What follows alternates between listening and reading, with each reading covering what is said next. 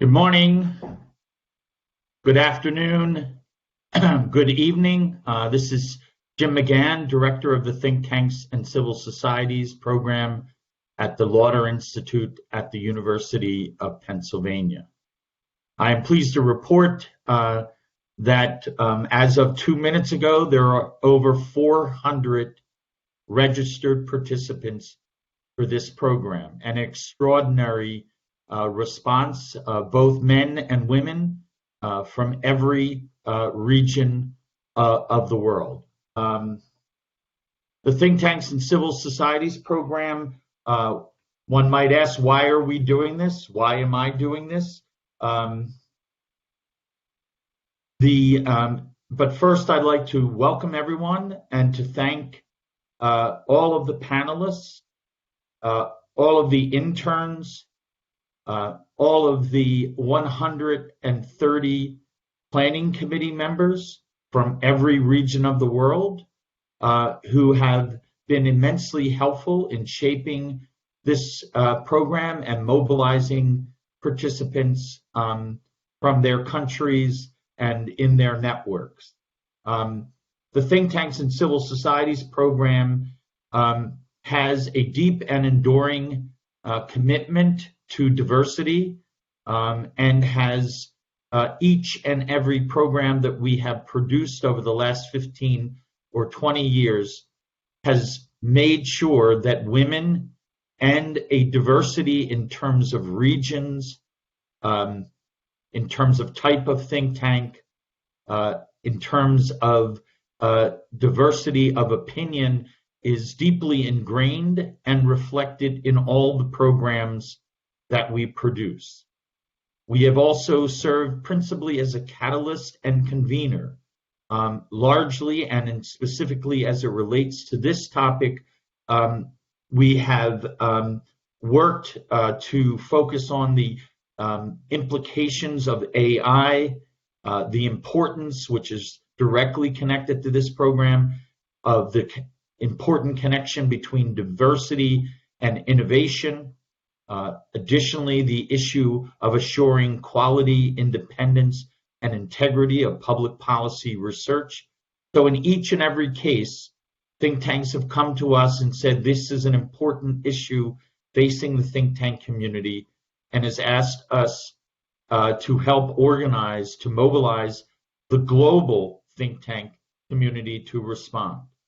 Our commitment is to walk the walk, not just talk the talk. We are global through and through, and in key issues, we not only encourage our colleagues at think tanks to respond to key issues facing the community, but it is deeply embedded in our program.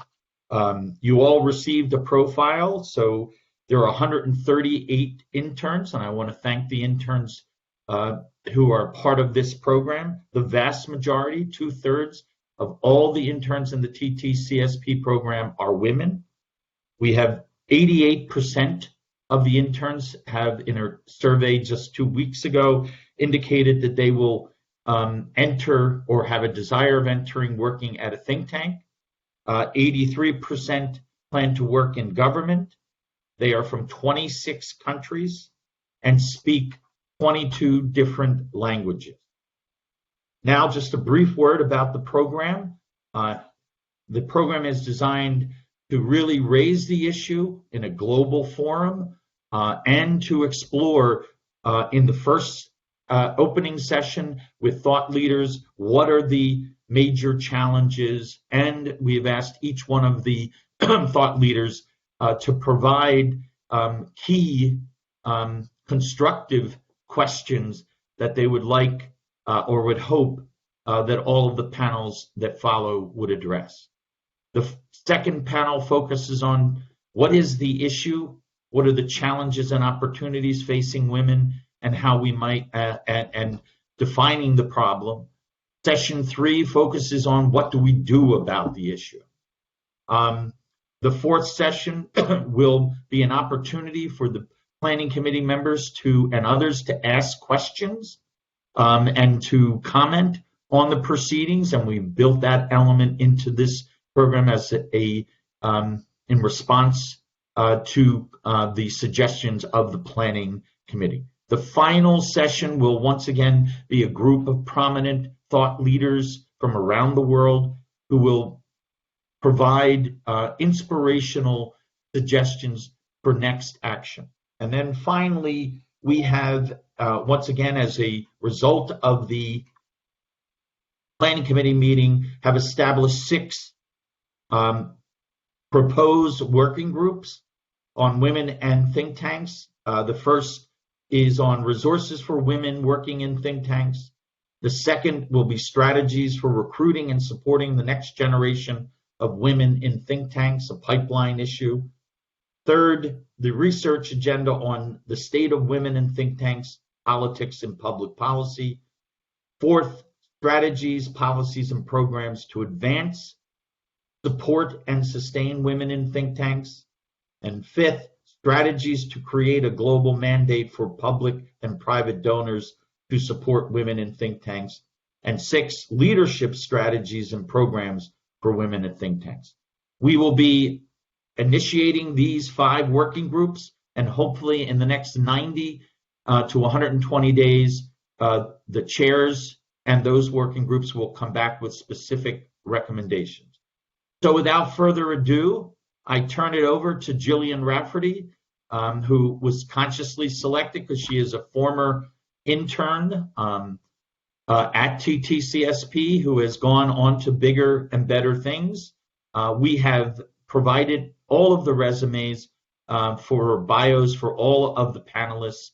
We've had a few changes in the program, but it is an extraordinary gathering of women and men from around the world. But this program is entirely led and defined by women who will chair and serve on each and every panel. I am looking forward to a very dynamic discussion, and I want to thank all of you for showing solidarity and for participating in this very important, groundbreaking program.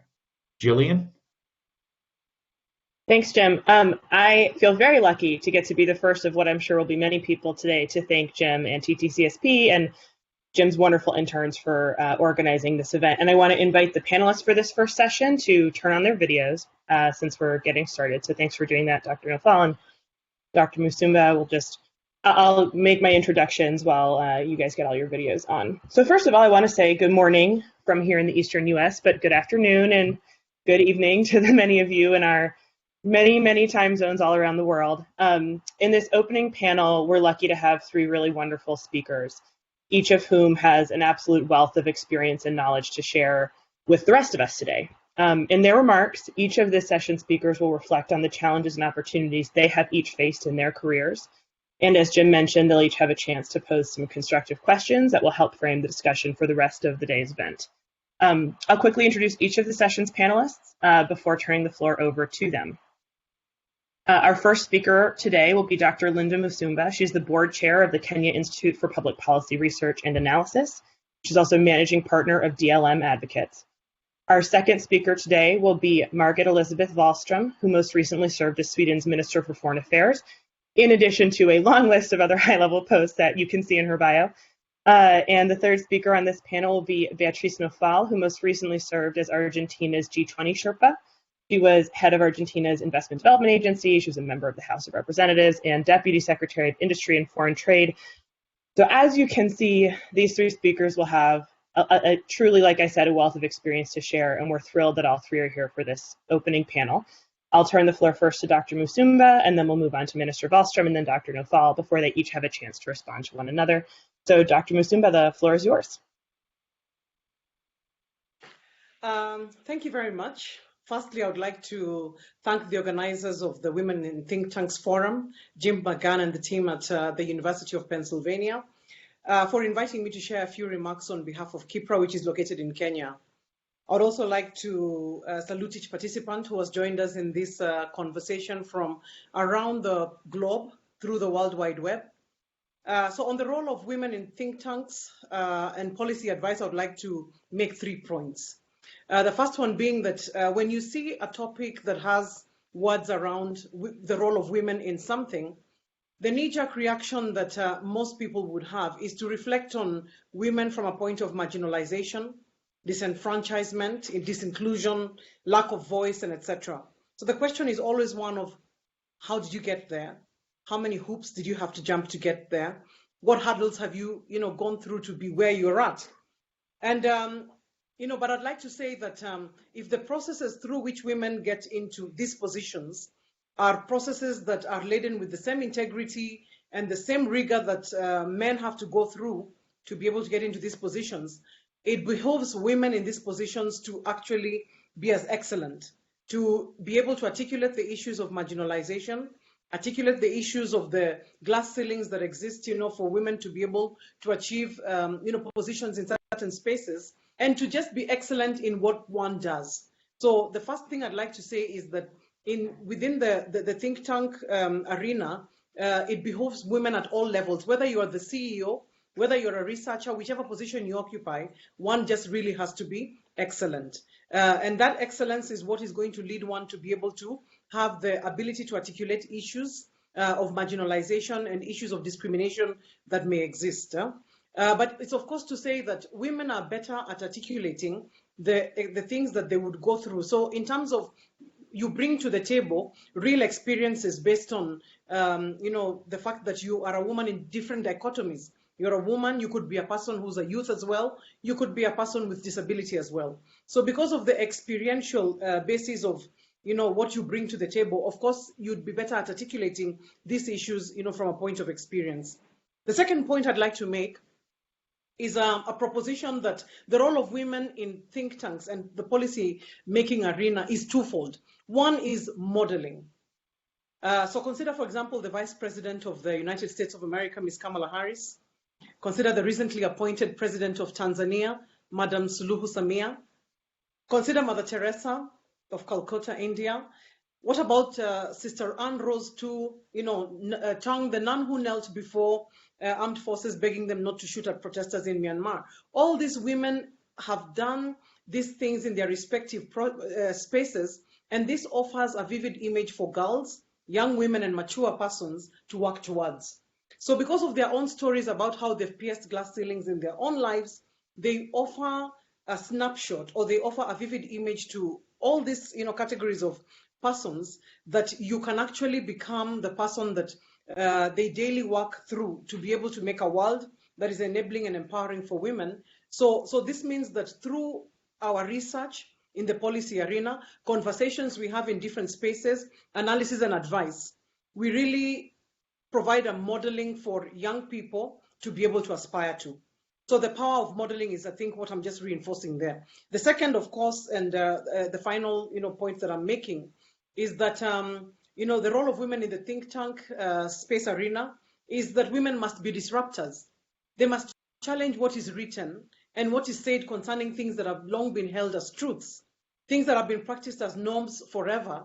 So at all levels of, in the think tank scenario, you must ask the question, why this ratio in the allocation of resources? Why not that? You must ask the question, why the cap on opportunities? Why not expansion? You must ask yourself the hypothetical questions that are posed in researches, why these and not the others? So it means that women who get an opportunity to be in think tanks, to be in the policy making arena, you sit on the table and you must challenge those, unacceptable norms and practices that have long been held and that form part of the bedrock of national and global agendas and conversations. So I end by, for example, pointing out that the newly inaugurated President of Tanzania, Madam Suluhu, during her speech, repeatedly said that the person who's standing before you now is the President of the Republic of Tanzania, who in gender is female. That, of course, is a very provocative statement to people who have long felt or who think that the presidency is a male space. So in the same way, women in policy, in the policy making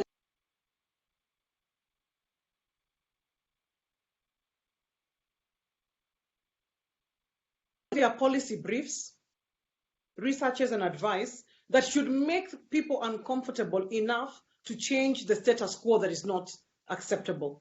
And with that, I think I believe I've stuck within my time, and I thank you. Thank you so much, Dr. Musumba. Minister Wallström, I will now turn the floor to you.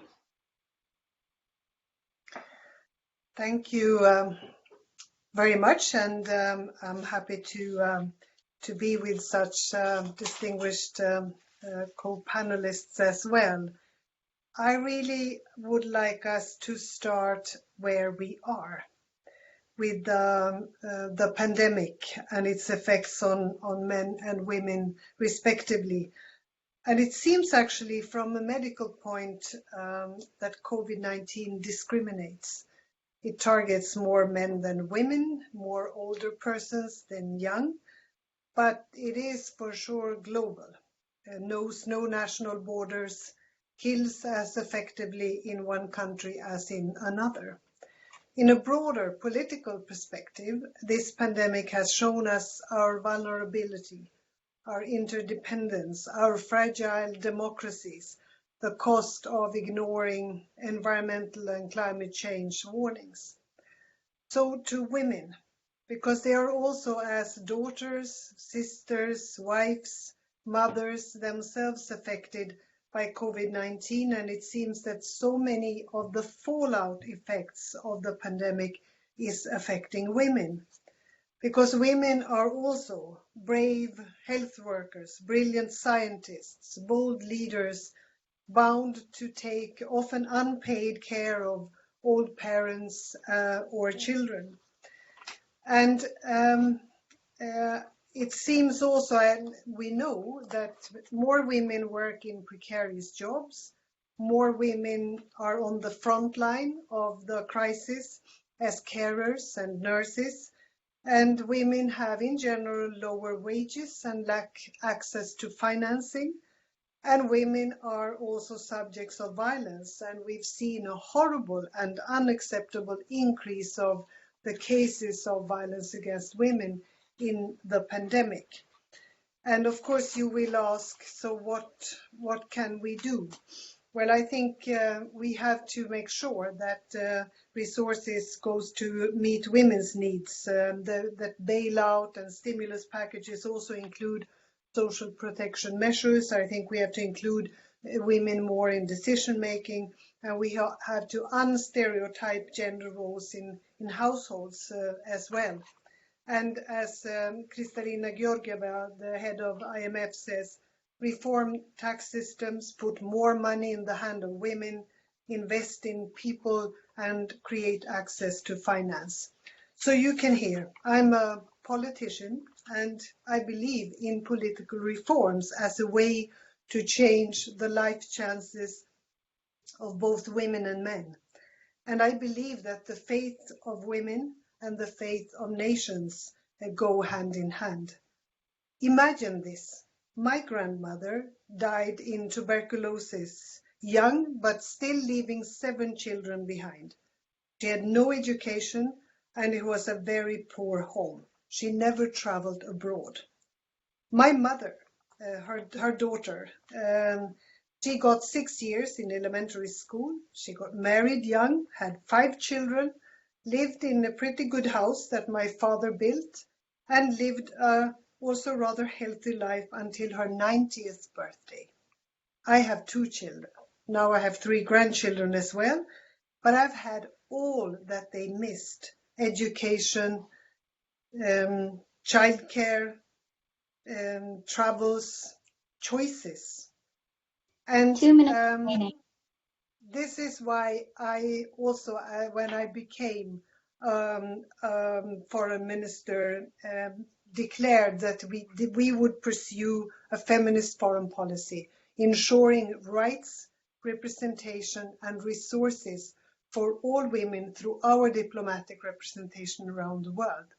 And that has been an amazing experience, and I don't have time to explain all of it, but I would end by saying that if the subject of this discussion is a glass ceiling in the Ivory Tower, I would say, remember that a glass ceiling is most of the time a thick layer of men, and also that towers can fall, and especially those made by ivory, because it's a bad and unlawful material to use. And I think this is now the responsibility we have, and we cannot ignore the political reforms that are necessary to ensure that we can live a good life. Thank you. Thank you so much, Minister Wallström. Dr. Nafal, I'll now turn the floor to you. Well, thank you very much. Thank you very much, Gillian. Thank you very much, the think tanks and civil societies program, to Jim in particular, and I'm honored to be with such a prestigious panel. I'm going to organize my comments in three pillars. First, some general comments about the situation. I'm focusing more on women in leadership positions. Second, a little bit about my experience, and third, the proposals. Well, first, placing women and men on equal footing in think tanks, as well as in political, economic, and social life, like my colleagues have said.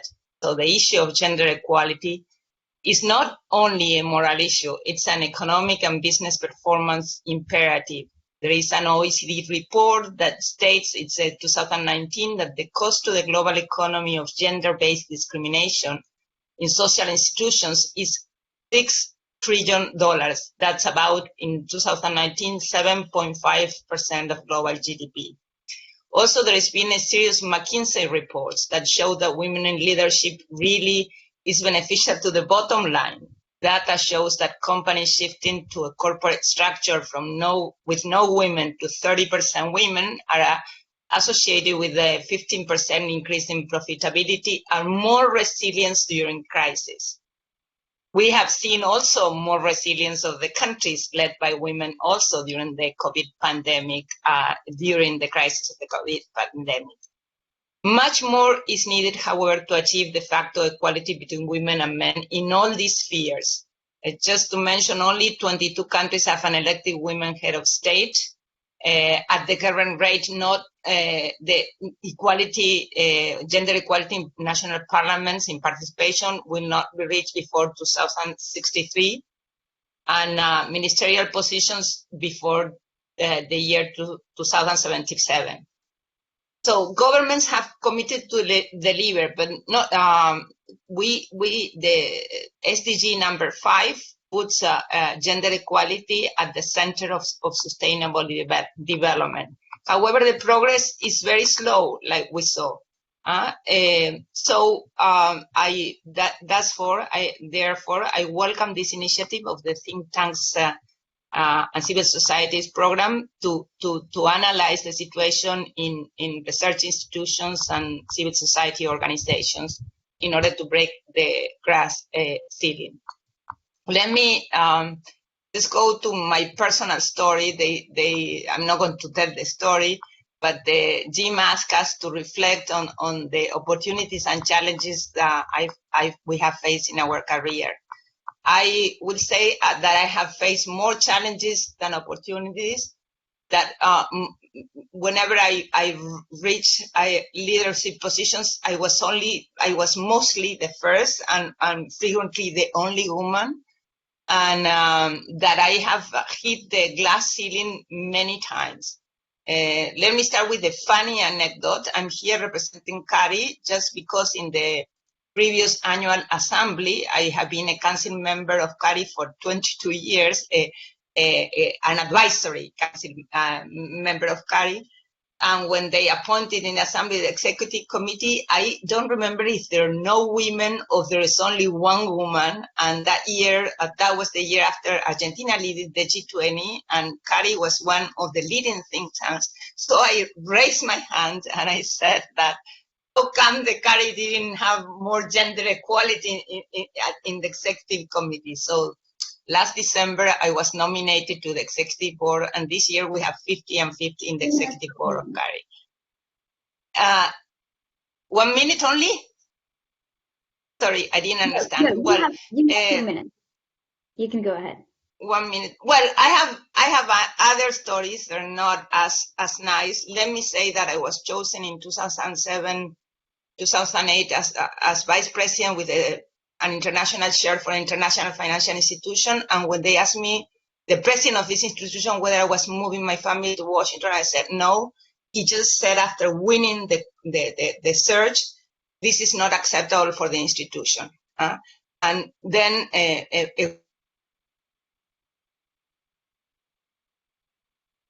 then move their family.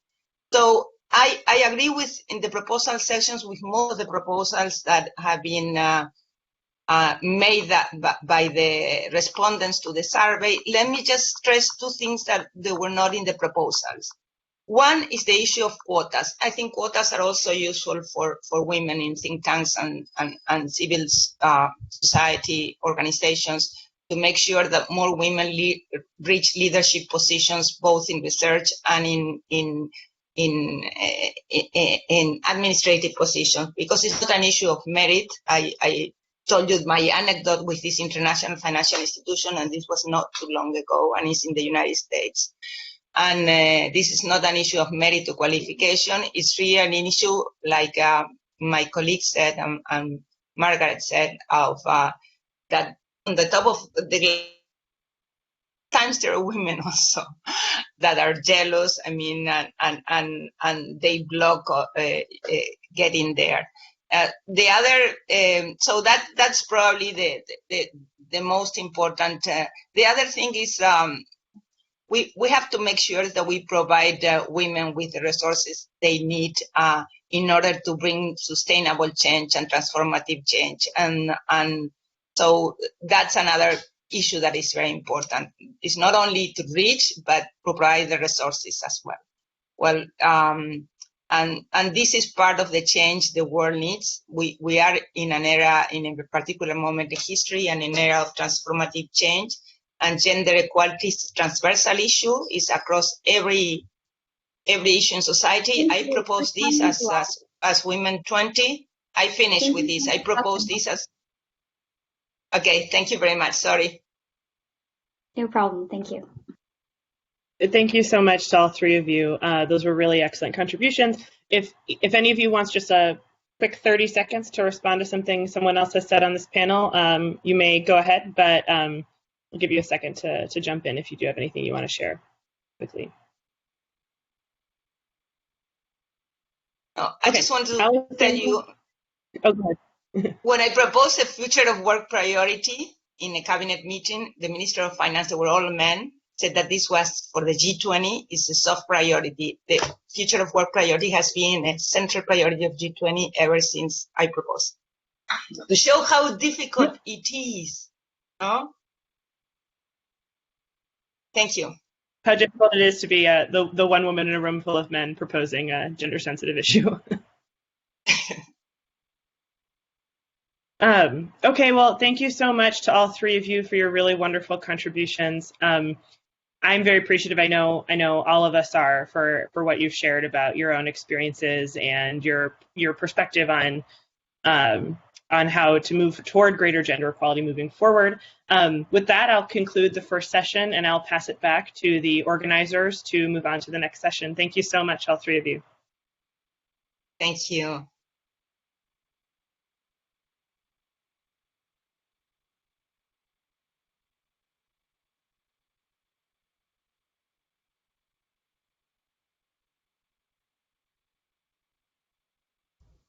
Now hand it off to the second panel, to the chair of that panel. Fatima, can you take over? Yes. Can I start now? Yes, please.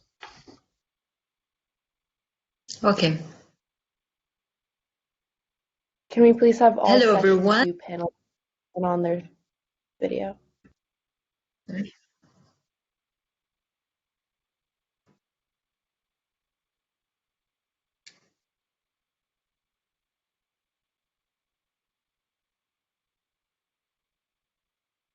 Fatima, we cannot hear you.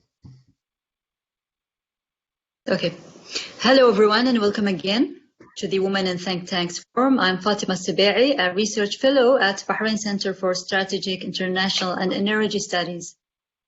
It's my great pleasure to be part of this session that will focus on challenges facing women in think tanks. There are a number of significant barriers facing women within the tanks industry that's difficult to advance within their career and reach top-level positions of leadership. And that's why we are here today. In this session, we aim to know more detailed and nuanced insights into the challenges women face in the think tank industry. I'm truly excited to hear from 5 remarkable senior think tank executives and scholars about their own perspective and the obstacles and difficulties they have faced in their own career. Please join me in welcoming the expert panelists. We would like to know from them, why did they choose to work at a think tank? What obstacles did they encounter in the hiring process and advancing their career at a think tank?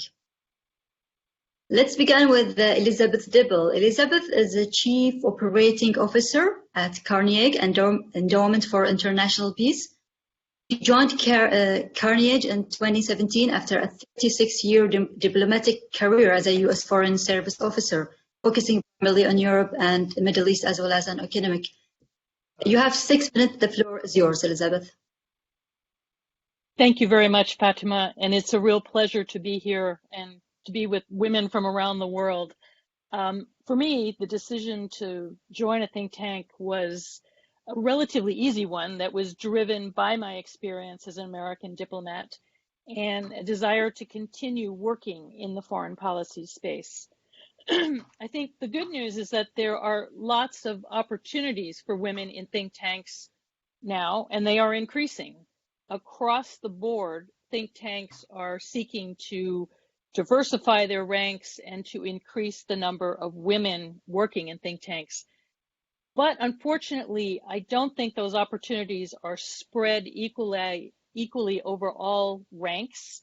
There are more opportunities at the entry level, at the mid levels, but the pyramid becomes very steep as when you get to the senior ranks. And one of the biggest challenges I think we face as women is finding a place where there is room to grow, where there is a career ladder that you can advance up the ranks. From my perspective, some of the challenges that I've observed in looking at our own organization and at other think tanks that need to be addressed are, we've all heard of the old boys network, and we really need, I won't say an old girls network, but we need women need the same opportunities. We need to be able to tap into our networks, identify mentors, and reach out to each other. Secondly, I think women need to become better advocates for themselves. I think women are more reticent about pushing for themselves, asking for salary increases, for instance. That's not something that men seem to be shy about. They do it all the time. And I've seen this where women undersell themselves as opposed to overselling themselves. I think it goes without saying that women need to be at the top of their game and maybe even that much better. You really need to hone your skills and be sure you are putting your best foot forward. And I think women have a special responsibility to help each other. I mean, this goes back to the idea of sort of a network, the old boys versus the old girls. And we all should look out for each other and look for opportunities to put the ladder down and help other women as opposed to pulling it up and not just looking out for ourselves. So I think it's the previous panel talked about the glass ceiling, which definitely still exists. But I think if we work together and don't see each other as competitors, if you will, there will be more opportunities. So thank you very much. It's a real pleasure to be here today.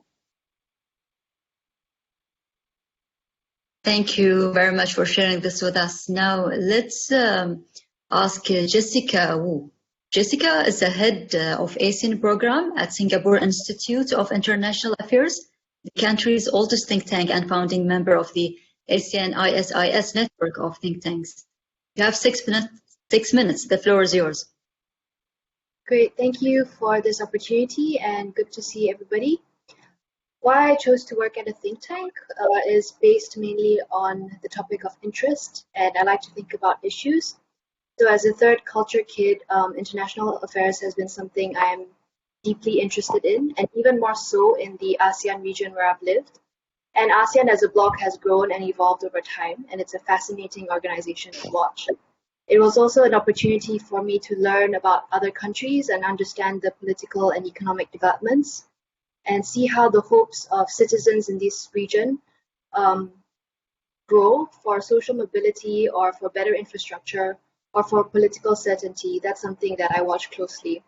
So I just enjoy analyzing the situation, and I hope to play a part for this region to achieve its goals of growth, integration, development, and peace and stability. In terms of obstacles that I have encountered for the hiring process and advancing my career, honestly speaking from personal experience, the hiring process was fairly straightforward. I did not feel gender played a part. I felt like I was hired on my own merits. And last year, despite the difficult COVID-19 situation, both my colleague, who is also a woman, who heads the sustainability team, and myself were both promoted. Based off the work that we had accomplished. So, but based on what the speaker ahead of me had just said about women being more reticent, I personally felt that I was not ready for the promotion. So mentally and internally, I may have discounted myself. So I'm just glad that I'm in an environment where they do support women and they do recognize hard work. So the SIIA is part of a network of think tanks in ASEAN called the ASEAN Institutes of Strategic and International Studies. It allows for travel in the region for conferences and events. And I think when I was speaking to some of my colleagues, whenever we had to travel in the region, especially the younger female colleagues, there were some worries with regards to safety, especially if you're alone and if there's a language barrier in some of these countries. And I think this is just a reality that I wanted to share. But also I want to share three main observations that I've spoken about with some of my female colleagues, which is that we noticed that it's male-dominated leadership. So if you look at all the think tanks in Singapore alone, the person in charge right at the top is male. And I'm not saying that it's bad or it needs to change, but like the first speaker said in the first session, modeling is important. And what I think I can say is that there isn't a model of female leadership to emulate at the moment if you look at the top person in the think tanks here. So there's no alternative perspective. And I mentioned that across the ASEAN think tanks that we are part of a network of, the institutes that have clear leadership are all men. The second point would be possibly a gender divide on research issues. So when it comes to the security space, it still seems to be more male-dominated, a guy's club. And I guess the question is, are women relegated to the softer issues, such as humanitarian issues, social development? 2 minutes remaining. Thank you. I don't know if that's just our strength or it's just an interest. And I don't know if the ratio needs to be changed, but I think just maybe having an awareness of this, not to box people into certain stereotypes, but also not to force it if need. And then I think the last point that I would like to leave with is something more positive. For women, I think there seems to be a work-life balance. So it is a friendly environment for women. The nature of the work allows us to do our research and also have family life, for example. And you can work and you can have a career without punishing corporate hours. So that's my sharing. Thank you for listening to me. Thank you, Jessica. Thank you very much. And now let's ask Abla Abdul Latif. Abla is currently the chair of a Presidential Advisory Council for Economic Development and the Executive Director and Director of Research of the Egyptian Center of Economic Studies. You have 6 minutes. The floor is yours. Thank you very much. Thank you, Fatima, and thank you, Jim, for all your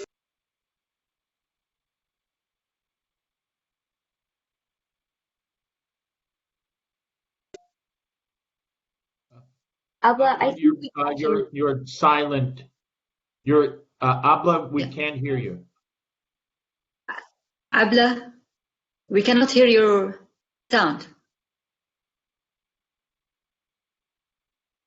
Abla, excuse me, Abla, we cannot hear your sound. Actually, you can't hear me? Now it's okay. Can't hear me? Go ahead. Okay.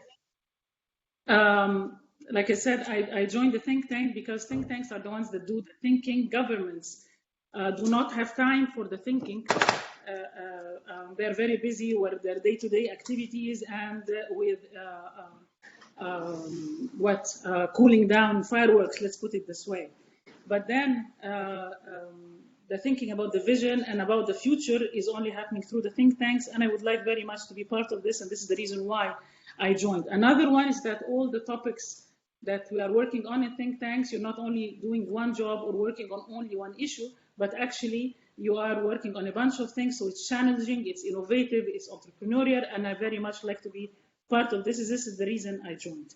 As far as the challenges are concerned, let me start by saying that the general culture almost internationally is that males are natural leaders of things, and women have to prove themselves first in order to be accepted as leaders. And it's a very sensitive issue, but it seems to be very true. But once established, people forget your sex, forget your religion, forget everything. Okay? Your work is the one that proves you. It's the one that creates a place for you. And it's very important that women believe in themselves. As far as I'm concerned, personally, I did not have any problems when I joined ECS. I was appointed as executive director right away. I had a bit of history that supported me, not only as the chair of the Presidential Advisory Council to the President, but also because I was part of the group that wrote the Egyptian Constitution back in 2014. And at the time, I was there representing the Federation of Egyptian Industries. Basically, I was representing half the men in Egypt, all right? So I was already accepted as a representative. So it was an okay thing. So I did not have any problems. If I talk more generally away from me, I think the size of the institution makes a very big difference. The smaller the institution, I think the easier it is for women to make their way through. I'm talking very generally. And also the culture of the institution makes a big difference. At ECS, we've had more women leaders than men leaders. So it really varies from one think tank to the other. Let me just say in my last 30 or 40 seconds, a very, very small story that's not relevant to think tanks, but relevant to the perception of women. When we were writing the Constitution back in 2014, and we were talking about the couple of articles that are talking about women, and we were saying, we are half the population, we have the right to be half the parliament. And you have to see the reaction of the men at the time, and we were 5 women out of 50. And it took us almost a couple of months just to discuss those articles and make sure that the Arabic is very well written so that there wouldn't be any awkward interpretation. So there is a feeling of being threatened of the capabilities of women, I have to say this way. And it was coming not from the religious institutions, it was coming from all the liberals that are in the group. So I mean, there is a question mark. Women are more, I don't want to say more capable, but in many statements I've heard that they're actually more suitable for this phase, being more innovative and more daring in coming up with decisions and thinking. Thank you very much. Thank you very much, Abla. Now we would like to listen from Alina Kodzo. She's the director of the GlobSect Policy Institute think tank in Bratislava, where she oversees policy development, research, and programming in the areas of defense and security, future of Europe, global order, technology, and society. You have 6 minutes. The floor is yours, Alina. Thank you so much, Fatima, and I would like to join everybody in thanking Jim and the wonderful team of interns for organizing this summit. I think I've never before have been in the company of so many fantastic women from all across the world, so thank you very much for that. So I'll share my experiences, and I think it's important also to underline that we do have similar stories, but there are also certain differences that pertain to some cultural situation or situation in a particular region. So probably in some cases, my experience is slightly different than from those of previous speakers. I joined the think tank because I wanted to make a difference and I was interested in politics. I'm impatient a bit about the slow pace of academia, though I trust in expertise. And the government career for me personally was not an option for technical reasons that concern citizenship. But also, admittedly, I do have also some impatience with the way government operates and how quickly governments can move. So I picked what for me seems to be the ideal world that combines both the pace and agility and the expertise. I entered the think tank at the low level, at the entry level position. Admittedly, it was not difficult. I don't think there was any discrimination based on gender. Maybe actually the stereotypes that exist about women helped a little bit at this lower level position and casting, because women are often cast into this stereotypical role that they're better at administration, they're better at paying attention to details. So I think that maybe potentially played out in my favor, but by no means I think that I was underqualified for the position. What I found more challenging throughout my career is the advancements and climbing the career ladder, especially when it comes to securing the representative position in a think tank and content-based positions rather than simply the ones that are focused on administration or management. So I would like to quickly highlight 4 challenges that at least I observed in my experiences. First one is that there are behavioral stereotypes about who can occupy a high-level position in a think tank. And to put it bluntly, alpha males bursting with confidence but with little self-doubt or self-reflection are often seen as more convincing and perceived as more knowledgeable. I agree with all the previous speakers who mentioned that women tend to be more reserved, more self-aware, more attuned to the needs and interests of others, and that might make them look a little bit less self-confident. But I think these qualities are exactly the ones that good managers and good leaders are often missing. Self-confidence, having a vision, knowing what you want is absolutely crucial for being able to lead a think tank or any other organizations. But equally important are things like ability to listen, self-reflection, ability to take advice into account. And these qualities are still sometimes a little bit overlooked at the interviews. The second challenge that I would like to highlight is that of a practical nature, especially when it comes to high-level positions in think tanks. Often think tanks do not offer a social security package or are not willing to wait for a woman occupying a higher level position to come back from maternity leave. Also, family expectations are a barrier sometimes because we often have to work in a very demanding environment, work irregular hours, and have a lot of travel obligations. And often women simply cannot afford to take the child with them or cannot afford somebody to take care of the child at home while they're traveling, especially when the child is very young. This is, of course, a structural problem of the job market, and it exists in other fields as well. And the third challenge that I also experience is that of career dependency and maybe the challenge of previous experience. Of course, it depends on which country you're from. But candidates for senior think tank positions are often viewed considerably more favorable if they have previous government experience or previous high-level business experience. There are good reasons for that, of course. Such a person possesses valuable connections in the world of policymakers and stakeholders and can thus more smoothly and more efficiently advocate on behalf of the think tank. But as fewer women are occupying high-level government and diplomatic posts, consequently, it's also much more difficult for them to tick this box and prove that they qualified for running a high-level job at the think tank. So these are the challenges from my experience. I'm looking forward to the next panel where we will discuss how to overcome these challenges, and I do believe it is absolutely possible. Thank you very much, Alina. Now we would like to hear from Sion Ojo. She's head of policy intelligence and reform management in the Nigerian Economic Summit Group. You have 6 minutes. The floor is yours, Sion. Thank you. Sion, can you hear me? Yeah. Yes, can you hear me?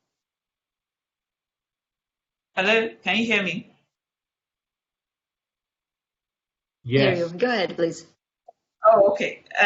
Thank you. And I just echo the other panelists when I say thank the organizers, and I particularly want to thank the organizers for the diversity in geography, because I can see different women from different parts of the world speaking on the panel.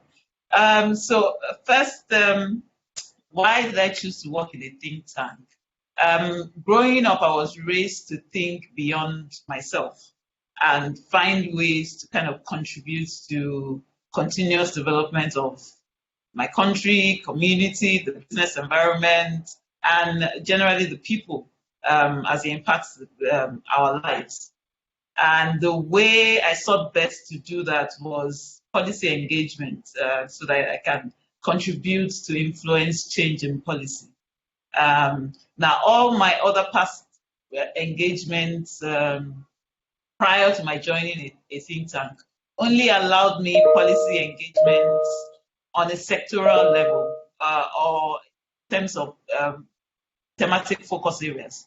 However, I therefore chose to work in a think tank as it gives me the opportunity to engage the public policy space through advocacy and research across a wide range of areas such as social policy, economics, security, environment, science, and tech. Those opportunities I probably would not have had if I'm not in this knowledge environment.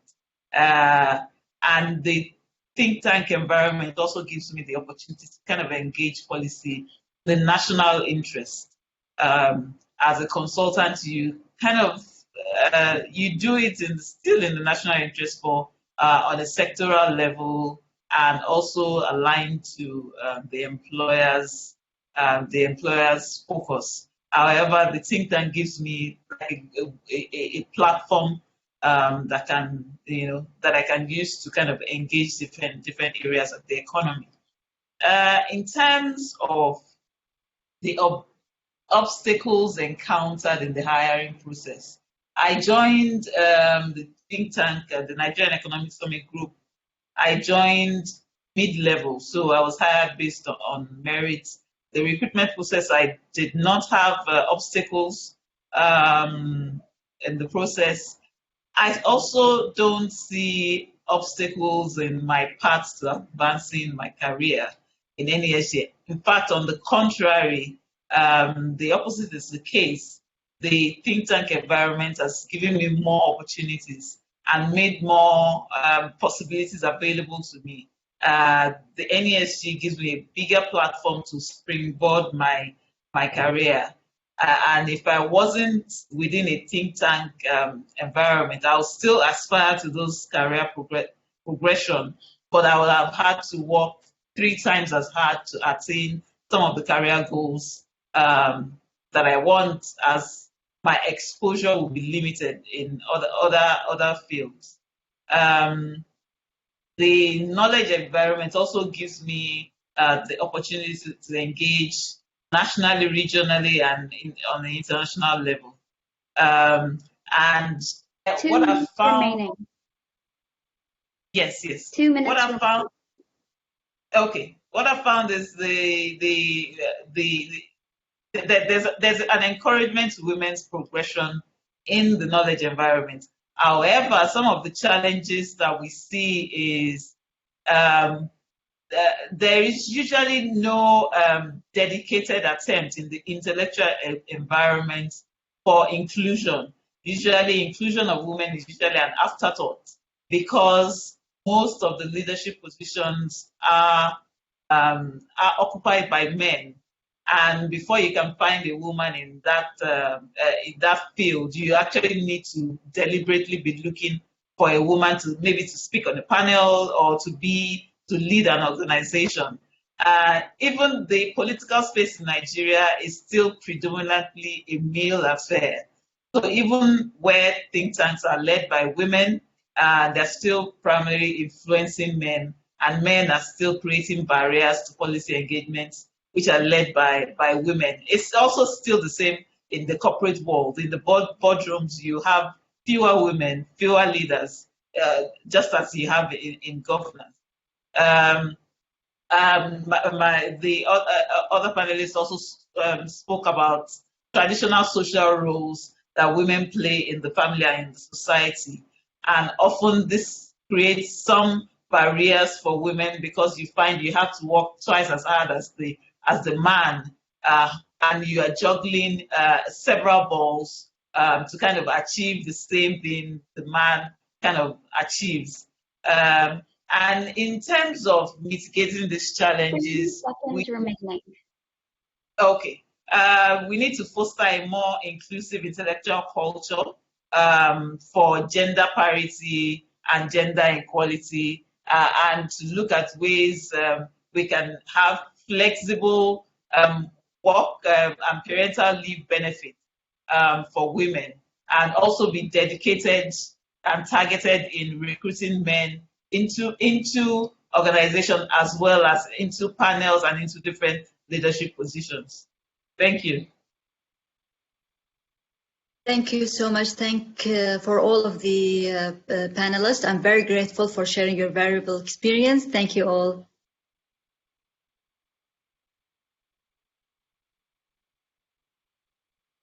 We will be moving to session 3 with Ms. Lee.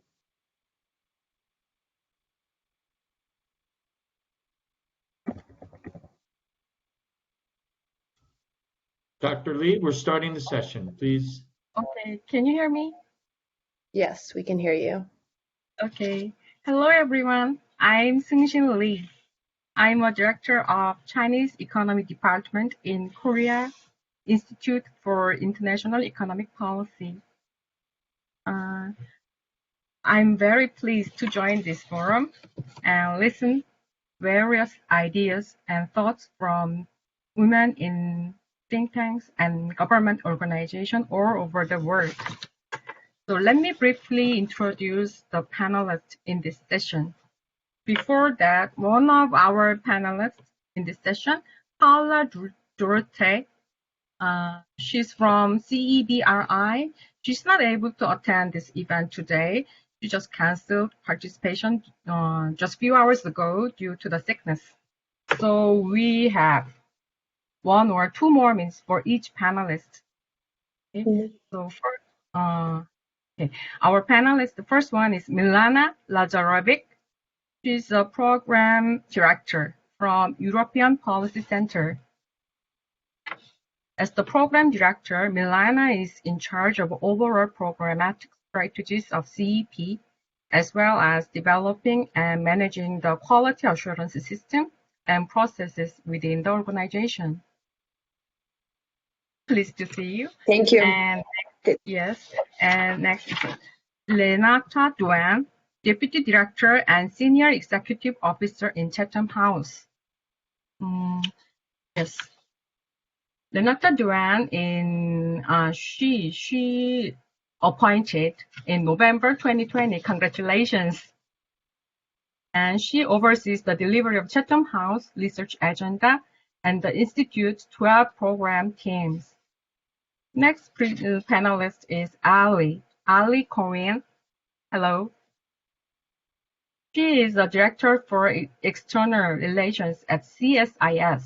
In this role, she oversees the center's publications, outreach effort, and audience engagement. Okay. In this session, we are talking about the action-oriented solutions. Dr. Lee, think tanks. Yes. We have a stand-in. I sent you an email for Carla Fernanda. She's on the screen. Oh, really? Yes. A last-minute stand-in. Carla was fallen ill, and one of her colleagues has stepped in at the last moment. I see. Hello, Fernanda. Nice to see you. So please introduce yourself. Thank you. My name is Fernanda Araripe. I currently work at the International Center at the Brazilian Center for International Relations, or SEBRE, and I'm Institutional Relations Coordinator. I work alongside Carla. Nice to see you. Okay, so in session 3, we are talking about the action-oriented solutions to promote women in think tanks.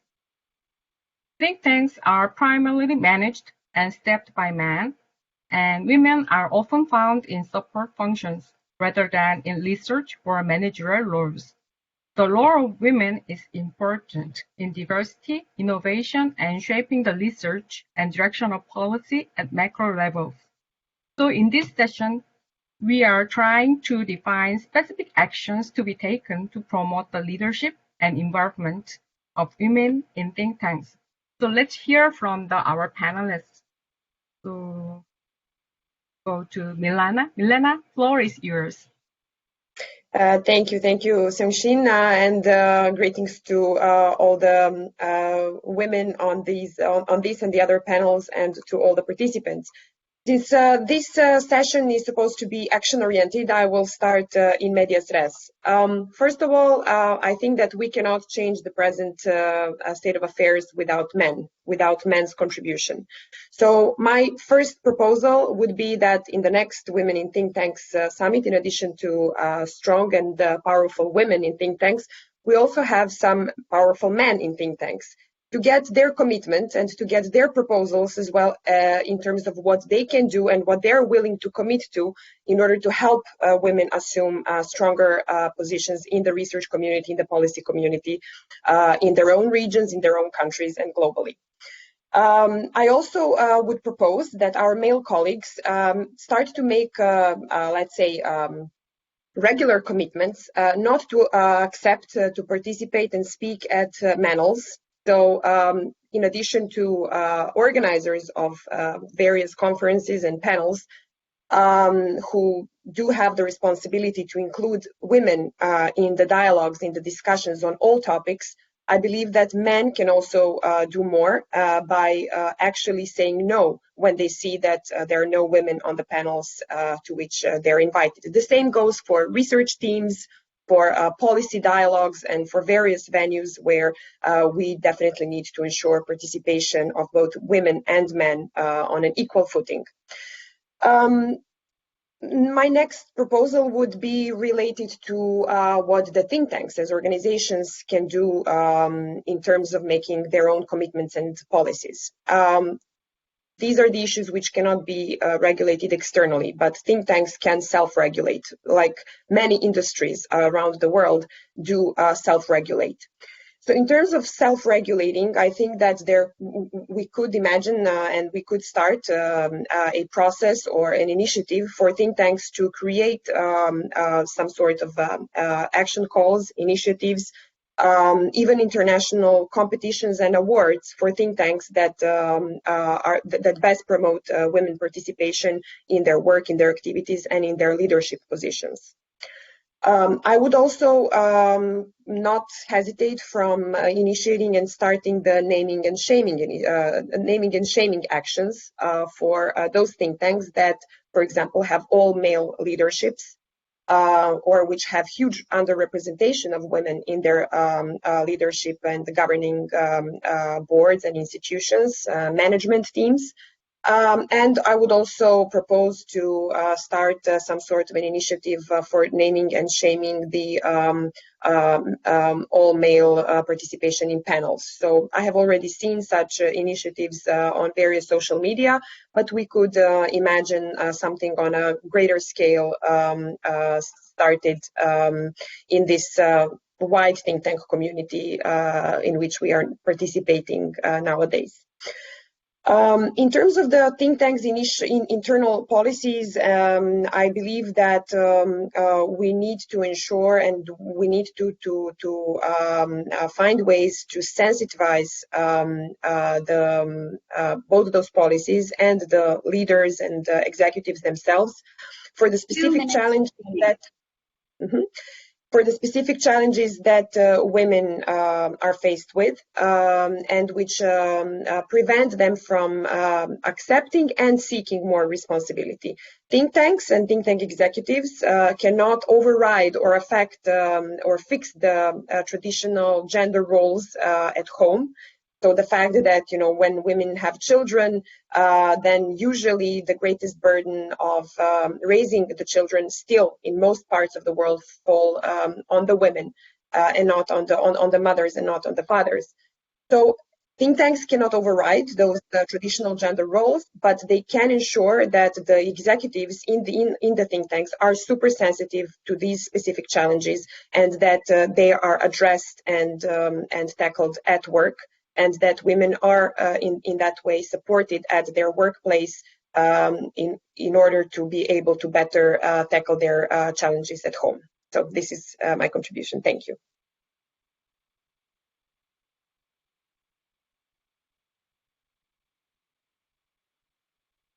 You have to unmute yourself, Sengshin. I'm sorry. Thank you, Milana. Thank you for sharing your ideas.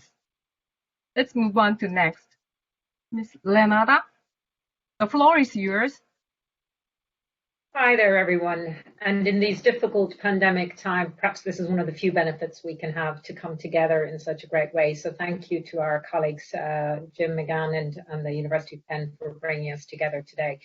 So we've heard about the challenges, and we've also heard about the rationale as to why it's so important to bring women in. So our discussion is, what are the practical solutions? So I'm going to talk a little bit about how you make substantial organizational change.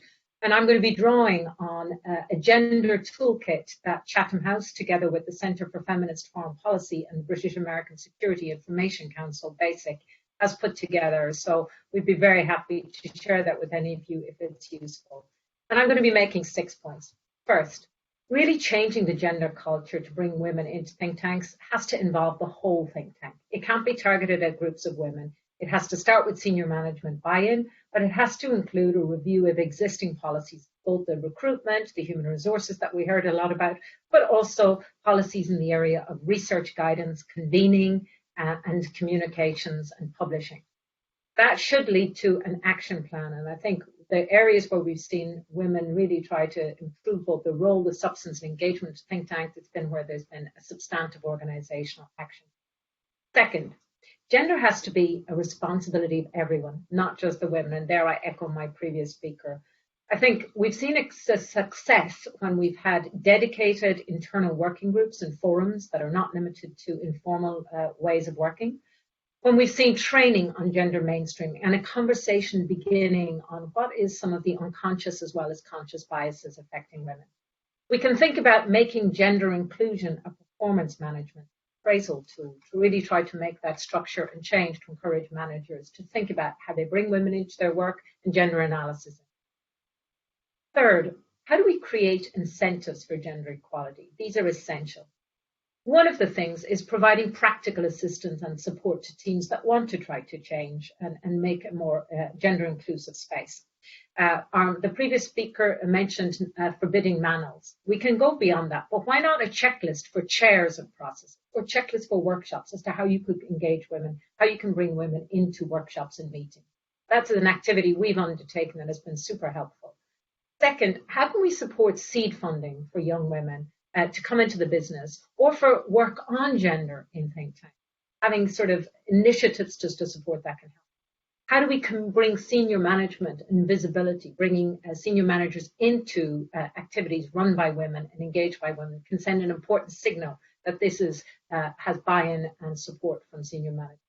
And how can we communicate and use social media tools effectively? 4, we think it's critical to provide targeted support for women, providing women training for media and presenting so that they become more confident in presentation. Second, creating support groups for junior women and young professionals. Third, creating internal mentoring opportunities for men, women, and women, so that we can support networks across and learn from older and more experienced women in the industry. Fifth, it's critical that we collect data and share best practices. Do we keep gender disaggregated data, whether the amount of our interns, the duration of a project, the roles and functions, how long women remain in a think tank, so that we build that knowledge and build that experience and have that more gender detailed picture that we can design policies effectively with. How do we share best practices with other think tanks that can help bring a sector-wide conversation? And it's really critical to make this tracking of data over time. And we are a knowledge institute, so that should be part and parcel of our goal. And then sixth and finally, it's critical that we're consistent, because what we're doing is not just bringing women into the debate or bringing women into more senior roles, but we're encouraging a change in culture shift. We're changing what notions of authority in think tanks look like. We're changing what does a notion of a successful think tanker. So encouraging a system house or an institute-wide discussion on what does authority look and sound like, and what does ways of presenting, ways of writing, ways of engaging, ways of researching that can help that debate and then drive that forward is part of that consistent effort over time. So these are just some of the ideas that we have, but we'd be very happy to share our toolkit. It's something that we're still working on. I would love to hear your experiences. Thank you. Renata, it's a quite practical solution. Thank you. Yeah. Okay, let's move on to Ali. Ali Cohen, please. Yes, hi. Thank you. First, let me say thank you to Jim and all of his interns for organizing this. Been a really enlightening discussion, and very difficult that I find myself being the third to present after so many fabulous ideas put out before me. So I'm sorry, Fernanda, as well. I want to talk about a couple of things that have been mentioned, I think, by my previous panelists, but put out some ideas for how we can make this practical change. So one thing and one opportunity that I really see is just emphasizing the importance of networking, women to women. So all of us that are participating and listening today, I think we are the first step in helping create this change. My first job out of college I got because I was helped by another woman. I know that that's not always the case, but I do think that we have the opportunity to make that more of a common occurrence instead of women bringing each other down, but let's build each other up and help. And then it doesn't stop at networking. So we can all be mentors to young women in our organization who are starting out, or those who are sending cold call emails asking for advice on how to break into the think tank world. It's sometimes easy, I think, to ignore those emails, and we all get busy, but if we can all take a conscious effort to respond to those emails or reach out and offer your help, your advice, and your support, I do think that will go a long way. Something that we heard in the previous panel is there's not always a role model for women in the think tank world. And so by creating those connections and making sure that other young women who aspire to go into public service have a role model and can really put a face to that name, I think would make a tremendous difference in terms of recruiting promising and interested young women to join the think tank world. I don't think it stops with us, though. So alluding to what my colleagues on the panel have talked about, I think it's also vital that leadership, both male and female, in the think tank world is get involved in this process. And so if we could create some sort of gender pledge that the leadership at think tanks take that would bring together the heads of different think tanks who are committed to breaking down gender barriers and making gender equality a working reality within their own spheres of influence, that would have tremendous impacts and go so far in terms of bringing more women into the think tank sphere. So if there were a way to get all of the heads of the think tanks together, and maybe this platform is the way to start that, and just having more of these open conversations amongst leadership, but including the male leadership, I think that will be really critical for success. And so I think finally, to sort of sum up what I'm talking about, I think it's important that we're building networks, we're building skills, mentorship, visibility, voice, and then community among women in the think tank field. And if we can add the commitment of leadership to that, I do think that we can continue creating pipelines where women are inspired and hopeful to join the think tank world. So thank you. Thank you, Wally, for sharing your ideas. And let's move on to Fernanda. Fernanda, the floor is yours. Thank you.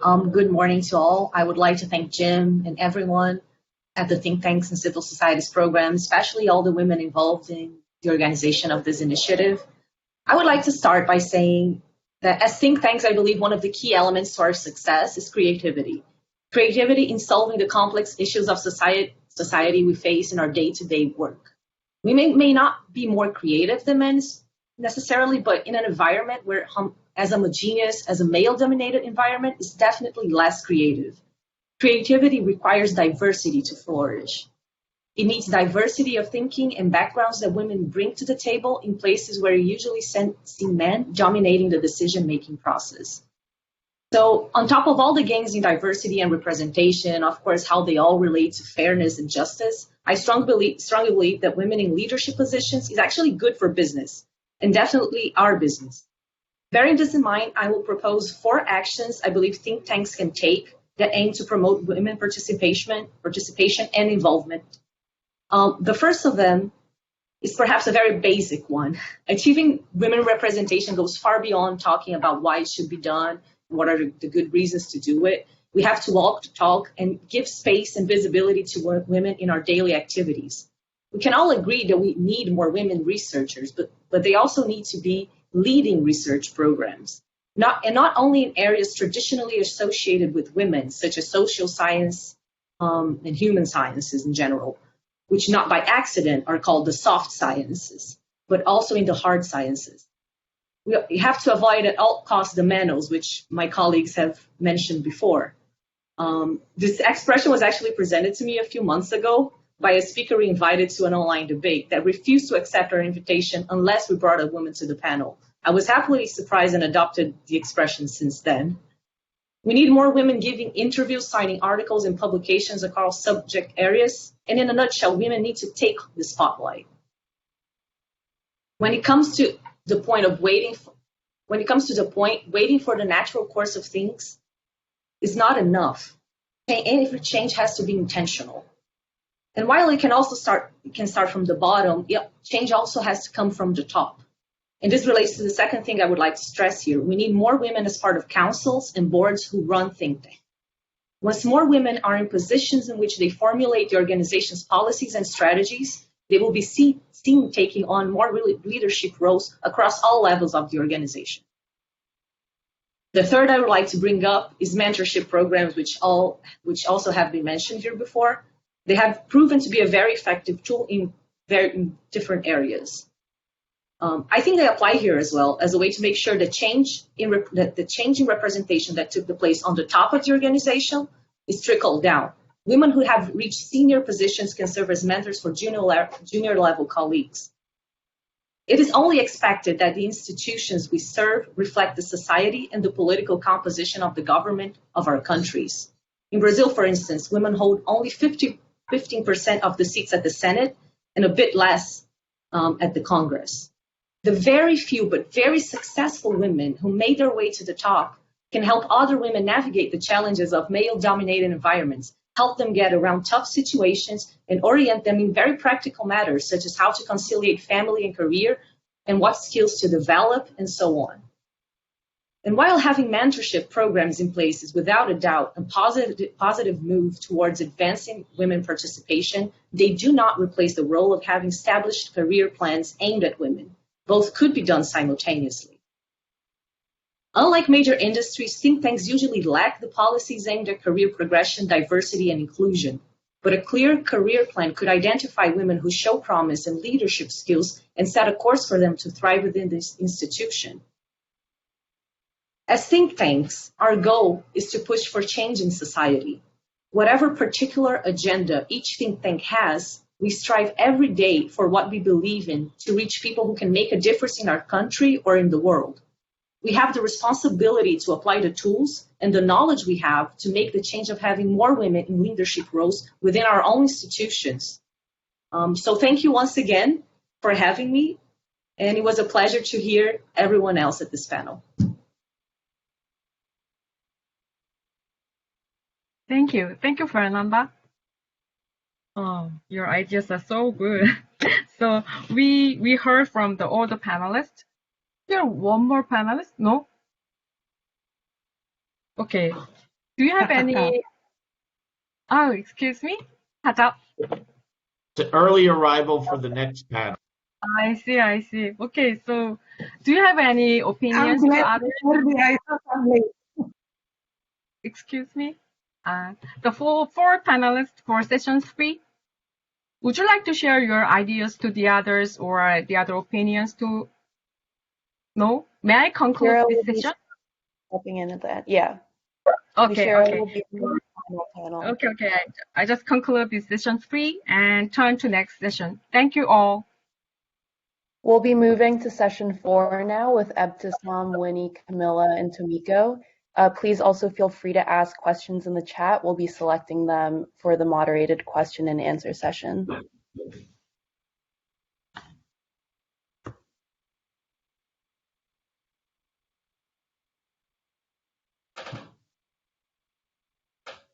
All right, the session Feel has... free to start. Okay.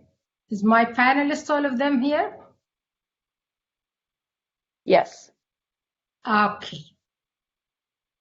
Good morning, good evening, everywhere. I'm so glad to be with those all women think tankers here.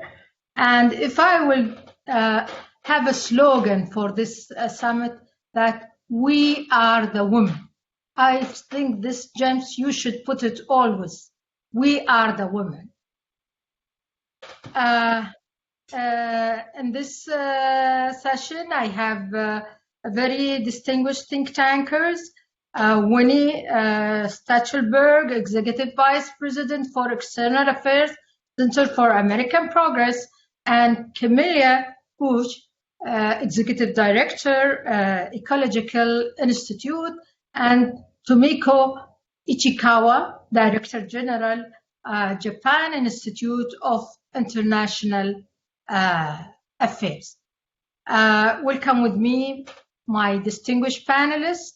And you heard wonderful and marvelous ideas and different experience of women think tankers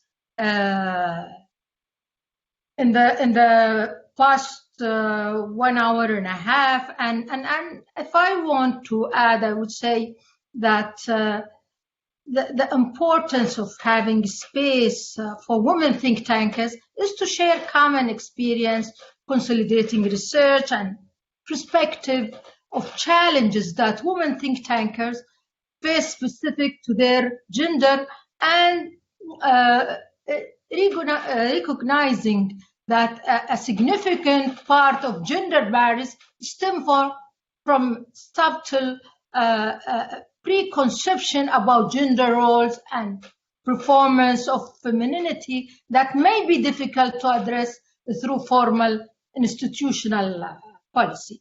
I would like to give each of my panelists 3 minutes, please, to reflect from what you hear through this 1 hour past. Please, I would start with Winnie. Great. Thank you so much. Thank you, and thank you to Jim and to all the other panelists and presenters. It's been a marvelous 90 minutes. I think it's been inspiring, and it should give us hope for moving forward together to address this challenge. But we have to address it. I wanted just to sum up, I think, what I've heard and then pose a couple of questions that maybe we can discuss in this session.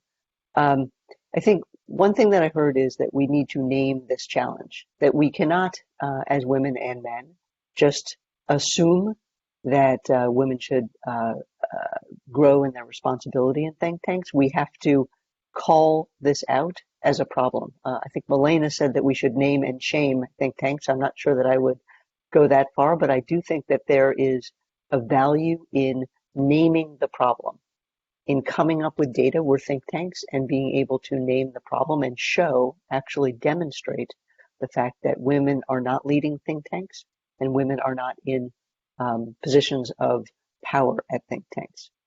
Another piece that I heard that I thought was very important, that we need to work and to develop networks, identify mentors. And I think that not to put more on you, Jim, and your incredible operation, but I do think in this virtual world that unfortunately the pandemic has forced us into, there are ideas that we can come up with where we can share through the connection that we now have globally, ways to improve women's leadership at think tanks. I heard on the last session, I think, a great idea about toolkits and about the need that we have to involve the entire think tank in an action plan. That this cannot be the responsibility of women, but we have to involve everyone in moving forward, that we need to share best practices. I think that was another common theme. I think another piece is modeling. What makes sense? What makes sense for women, and how do we model that behavior? And then finally, I want to leave us with just a couple of questions that maybe we can address in this session. One is, what role does government play in helping to create policies that will let women thrive at think tanks? Whether it's childcare, whether it's paid leave, whether it's equal pay, these are all important. Another question is, to what extent do these challenges of white women have a further impact on women of color at think tanks?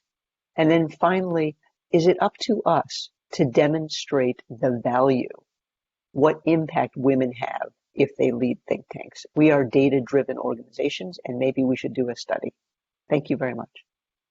Excellent, Winnie. If I would add here, I think from my experience as a founder and a president of think tanks, women also should choose their ceiling, should move to, if they want to be a leader, don't wait. Also, you can have this experience of finding your own think tanks. Don't wait for others to recruit you. Camelia, the floor is yours. Thank you very much. Thank you very much. I'm Camilla Bausch from Ecologic Institute. Thank you for introducing me. I'm the director of Ecologic Institute. So I'm glad to see there are many think tank leaders already around. That is good. Let there be more.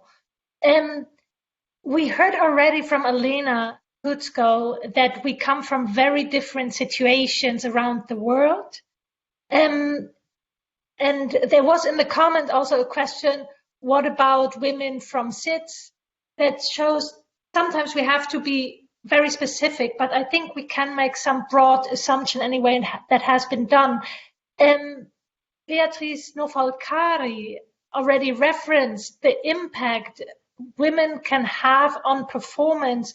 And just yesterday, I also received an email from my former employee, Boston Consulting Group, not known to be a left-wing feminist organization, saying that adding one more woman to a company's board or senior management, while keeping the overall size of the board or management, correlates with an increase on return on assets from 8 to 13 points, and a positive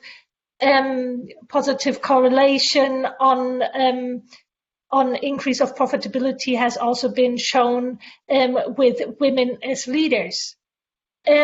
So if you have 30% leaders, they correlate that. Obviously, this is business world, but I think it shows, and there have been some numbers, Winnie, it shows that it makes a difference. Now, I want to focus on one thing, and this is a broad thing, and many have connected to that during the interventions this morning. It's culture. We have to look at culture, and that is culture in the country. Vinny has mentioned that, but also Alina, when they looked at expectations on women regarding family or what their role is in business or public life, what the role is with respect to parental responsibilities and how the state supports that. But I also think culture in think tanks, and that is where we are asked to talk about culture in think tanks. And coming from a think tank, looking at numbers where we have 53% of the leadership positions performed by women and 47 by men. I think one thing which was really positive for this development, and we are also good for having 50-50. I'm not saying that women have to have more leadership, but going slightly, in a fair distribution, it's a culture of collaboration and cooperation where from the top to bottom, you really live that. And it's less about competition, but it's about helping each other. And Elizabeth Dibble also mentioned that. She mentioned that between women helping each other, but I actually would go beyond. I think we should each help each other to be the best, and that is good for women's issue, and it's good for a think tank. That comes also down to one thing. I think it depends on where you are, but inclusive language might be something that you actually feel you're seen and there are opportunities for you. In German, this is an important issue. In other languages, it's not so important. It depends a bit on your language. And then be aware. That's for the leadership. Be aware. Be aware of the special challenges. Jessica Wiles already mentioned, when traveling, what about safety for women? That depends on the areas you're in. But I have personally experienced that I couldn't take a taxi alone to get from A to B because of safety issues. And there was a taxi, it was not even walking. So it's safety issues. What are the special issues? But it's also be aware of the numbers. What are the numbers? I just referred to some numbers of Ecologic Institute. What are the numbers in your institution? Beatrice referred to quotas. Let's discuss. I'm not quite sure, as Winnie said on other occasions, if I would go that far for a think tank. But let's look at the numbers. First, detect structural problems. And I think there were a lot of wonderful suggestions one could discuss about. There was Milena on no participation in all male panels. There was Marisha in the comments looking at the good balance of representation in publications. There was Renata looking at the checklist for workshops and trainings. Patricia in the comments on flexible working hours. So there are a lot of ideas how you can address that. And maybe with that, and there was obviously Renata Duan's action plan I'm very interested in. And maybe I end with that. And I would be also very interested in Vani Stachelberg's question on the role of government. Thank you. Thank you, Camila. You mentioned something important, which is culture coming from Middle East, especially the Arab world, especially the Gulf, knows what is the culture means for the woman and the interpretation. And it's not easy for women to create a ceiling. That's why I initiated my think tank to have my own ceiling, not to be subject to other men's ceiling. Thank you very much. Your turn now to Meiko, please. Thank you very much. And I'd like to join the others to thank Jim and TTCSP for this wonderful opportunity and wonderful idea and agenda. Actually, many of the issues and challenges discussed in the previous sessions are not unique to think tanks. I spent majority of my time in different types of organizations, so I'd like to talk about my experience and 3 initiatives that I led or got involved to address the root cause, system, and process regarding gender issue in different settings. First was to diversify the composition of recruitment panel members rather than setting a quota for the result. In the ministry, it was gender. In the international organization, it was gender and geographical affiliation. And this change in the composition of selection panel had quite impressive results. Second is to tackle the unconscious bias. This was also mentioned by previous speakers. Unconscious bias through continuous dialogue and training. This was at the international organization. This process was very useful, not only for the recruitment phase, but also for the advancement of women in the organization, because this of set type, stereotypal role, unconscious bias training. And the third was to connect events to talent discovery and recruitment.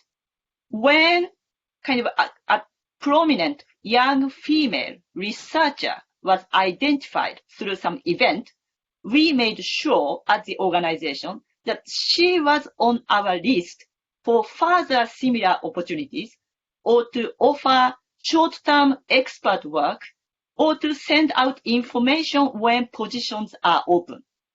And let me add fourth point that came to my mind when I was listening to Ali Corbin's point in the previous panel.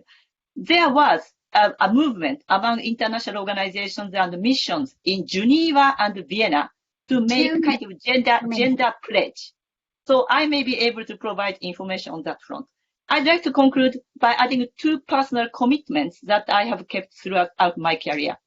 First is always to rise to the challenges, to be ready, take the opportunity, and it was thus that I worked in so-called hard issues like going to peacekeeping operations, North Korea, non-proliferation, to expand my envelope. And the second is to deliver, achieve and demonstrate the results recognizable to all, so that you can always say you are there not because you are a woman, but because you are the right person to do the job. That has been always my motto. I'll conclude with that for my initial remarks. Thanks. Thank you very much. How long we have to? Do we have time to for more questions? So we have Zohar? about 15 minutes now, and Okay. we've received a number of questions in the chat. So Dr. McGinn and I have selected a small handful that I will pose to you, and then you can open the floor to the panel. So the first question is, are there any representatives to address ethnic minority groups and think tanks? How do we recruit all women, independent of ethnic backgrounds, to work together for greater equality in our world? Okay. So you want to open that to the panel. Yeah. Well, do you have any idea, Winnie? I'm probably not as best suited to answer this, but one of the things I will say is that as think tanks, I think Tomiko mentioned this, that recruitment is essential, not quotas, and I would absolutely agree with that. So I think whether it's ethnic diversity, gender diversity, disability, sexual orientation, gender identity, however we define diversity, we need to ensure that we have a diverse pool of applicants as we are looking to fill positions, and that includes ethnic minorities. And so our language needs to be sensitive. Our environment in our think tank as a culture needs to be sensitive to differences among different ethnicities, different racial lines, different disabilities. Thank you. Can we move to the other question, please, Lisa? Yes. The next question is, what about having a designated point of contact on gender issues? For example, there are some terrible tendencies from some older male managers to misbehave. All women know it, but it's a taboo. We don't have a gender issue organization who could bring up these issues anonymously. Camila, would you address this question, please? Sure. Thank you. And we actually at Ecologic Institute, we do have a person where you can turn to when you have been harassed. I think that makes a lot of sense. We are lucky enough I'm now with the Institute 20 years. I remember one incident where this person has been addressed, but it was important that the person was there and it was anonymous, and then HR could follow up and settle the situation in an appropriate manner. So I think that's a very good suggestion to have a person. I think that's just one element of the issue we're talking about, this harassment issue. And so I think for other gender issues connected with women, I think other solutions might be better, but for harassment, there should be a point of contact, definitely, where you can turn to anonymously. Lisa, I have a question which is specific to Tomiko, and I cannot hold myself not asking this, because sure, go ahead. Okay, Tomiko, women tend to be more highly represented in the fields of anthropology, sociology, and social policy, which one of the previous speakers said it's soft sciences, while steering away from more male-dominated fields of economics, public works, and engineering, and foreign policy. Do you have any explanation for that? Well, this is a very long history that I have to tell you if I have to explain it all. But actually, I worked in my previous organization was international organization with scientific and technical background. So we struggled to find well-qualified female candidates. So what we did was to tie up with education. We started STEM, science technical education at high school levels, even junior high levels in many member states to promote women studying these areas to break barriers when they are young, when they have all the possibilities open to create second generation, third generation of candidates. That's what we did. But of course, we have to continue this. We have to do more, I'm sure. Thank you. Elisa? Our next question is, how do you think women should approach often being stonewalled or being dismissed when asking for greater responsibility or career advancement opportunities? Winnie, please, can you address this question? I can start off, and then I think Camila wanted to jump in and raise a point on the last question. I think all right. I would also please ask you to comment on that my question, because also you are from the same field where we are. I mean, why women? Is it because male dominated? Why women always tend to?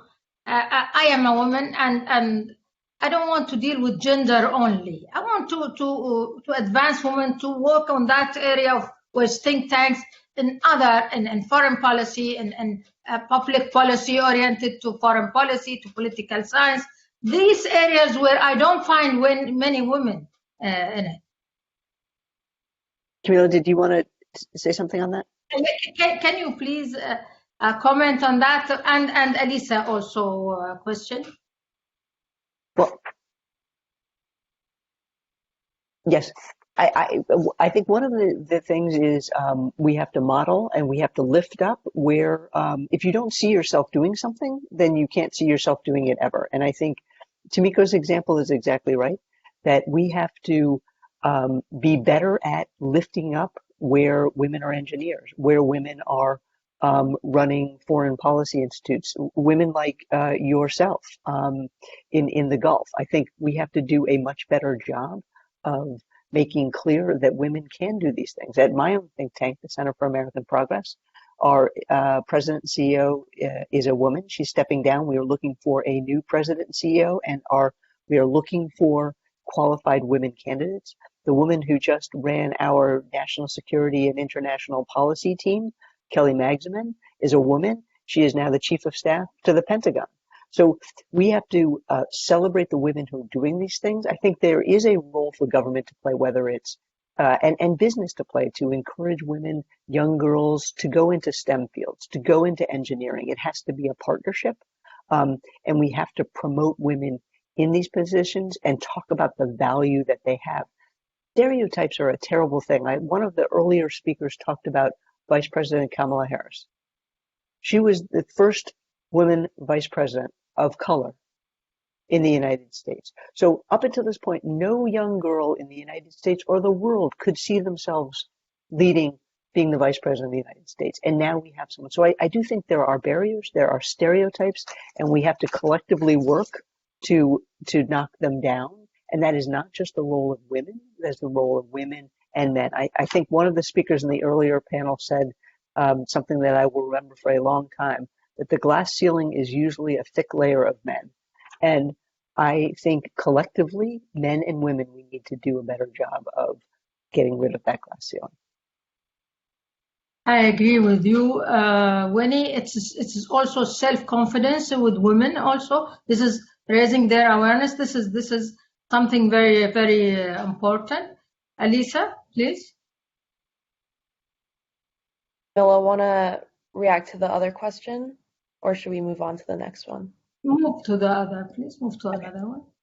The next question is, what about flexibility in hours for active working women? Should women who want to reach leadership positions work according to their own suitable schedules, or should they try to follow their male counterparts? Well, just Elisa, I want to, because we are here talking about women as a think tank. Okay, so please, if you ask your audience or to concentrate on that area, this is what we want to promote: women in think tanks. Tomiko, please. Yeah. Please. But can I just say one thing about this question? Because it's common not to think tank about all the organization, but what we are doing at our think tank right now is because of COVID, we introduced kind of ad hoc, flexible work time. And it's popular not only with our female colleagues, but also with male colleagues. So I think we can be creative to tackle problems and create new working environment step by step. We introduced it just because of COVID, but we find it great. Just my idea. Thank you. I would address a question to Camilla. Camilla, what interventions are effective for increasing women's presence and influence in think tanks? Well, first, as I said, know your numbers. Second, for example, if you don't have women in your board, look around, expand your networks. If you don't find somebody in your network, and talk to other women. And as Winnie already has said, start from the beginning. And I want to pick up on something Winnie has said, for example, and also which has been asked by Alicia and mentioned by Tomiko. It's when you look at tech issues, it's really interesting that, again, a survey has found that the first promotion women get, they perceive as most important to get on a trajectory to leadership. The first. Interestingly enough, the third or later promotion seems to be more important for men from their perspective, being asked.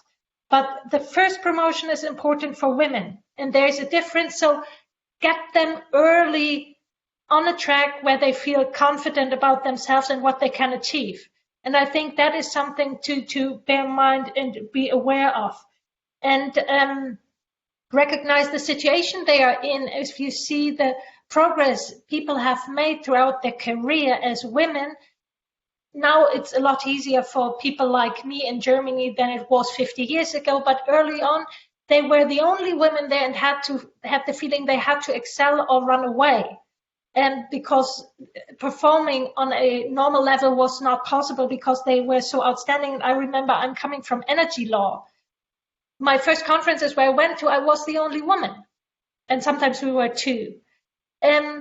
So you have to be accommodating for this situation, which is for some people quite a unsafe environment they feel. So create a safe environment where they can prosper to build their self-confidence and their knowledge base to then go maybe into rooms where they find themselves singled out a little bit by their sex. And the flexibility of hours, I can just echo what Tomiko has said. I think flexibility of hours nowadays will get much more common. We've learned a lot, and it will be very helpful, by the way, for any parent. Depending on the structure in your country, it's particularly for women, but in other countries, lucky us, there are also active fathers. So for any parent, this flexibility will be very good for societies, I think. Thank you, Camilla. Alisa, please. We are out of time, so that concludes the question and answer session. Thank you. We will now be... Just 1 second before we move. I think also what I asked in my question, that women we need self-assessment. Self-assessment is a great place to start a conversation about state of gender equity in the organization, and affirmative actions and mentorship and workplace support. This is essential to as interventions and effective for increasing women's presence and influence. Thank you, my panelists. Thank you very much. And thanks for Elisa for helping. And here I'm handling to you, Jim. Thank you very much. We will be moving to Danielle now, who is chairing session 5.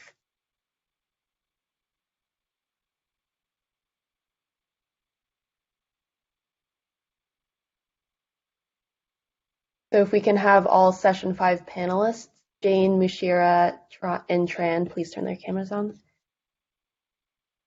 And Danielle, you can get started whenever you're ready.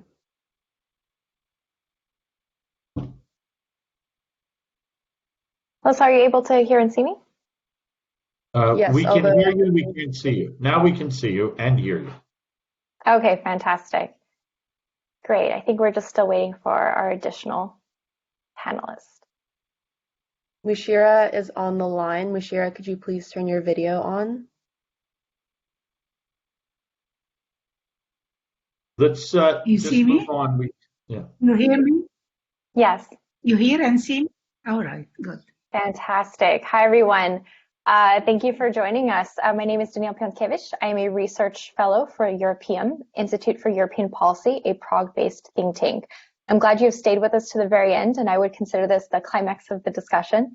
We have heard from women from all corners of the world describe a number of key issues that they have faced within their careers, such as lack of networking and advancement of opportunities, cultural and behavioral stereotypes, among others.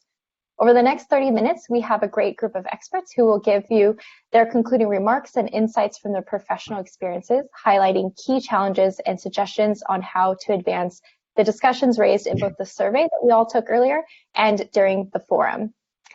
So I am joined today by Ambassador Mushira Kadab, who is the former Minister of Family and Population of Egypt, former Assistant Minister of Foreign Affairs, Ambassador to South Africa and Czech Republic and Slovakia. Is also the former Vice Chair and Rapporteur of the UN Committee on Rights for Child based in UN headquarters in Geneva. We also have Ms. Jane Harman, who is the President and CEO Emeritus of Wilson Center and formerly served in the U.S. Congress as former U.S. Representative for California's 36th Congressional District. And last but not least, we are joined by Dr. Tran Thi Hong Bin, who is the president of the Central Institute for Economic Management and Ministry of Planning and Investment. Thank you all for joining us. Ambassador, I will turn to you first. Based on what you've heard here today, we would love to hear about your reactions and insights from your professional experience on how to navigate these challenges that we heard here today. Thank you. Thank you for having me, and good evening or good afternoon or good morning for everybody. We're from different parts of the world. For me, the question is there a difference between the culture of a think tank and that of the public service? Actually, it's been my experience that it is the biases inherent in different societies that ultimately has a bearing on bias. It's how you educate boys and girls and how you groom them, both of them, not only girls. I draw on my experience with two think tanks. The Woodrow Wilson Center for Scholars at Washington, D.C., and an Egyptian think tank that works nearly in the same field. And I'm not going to mention the name, and surely you will understand why.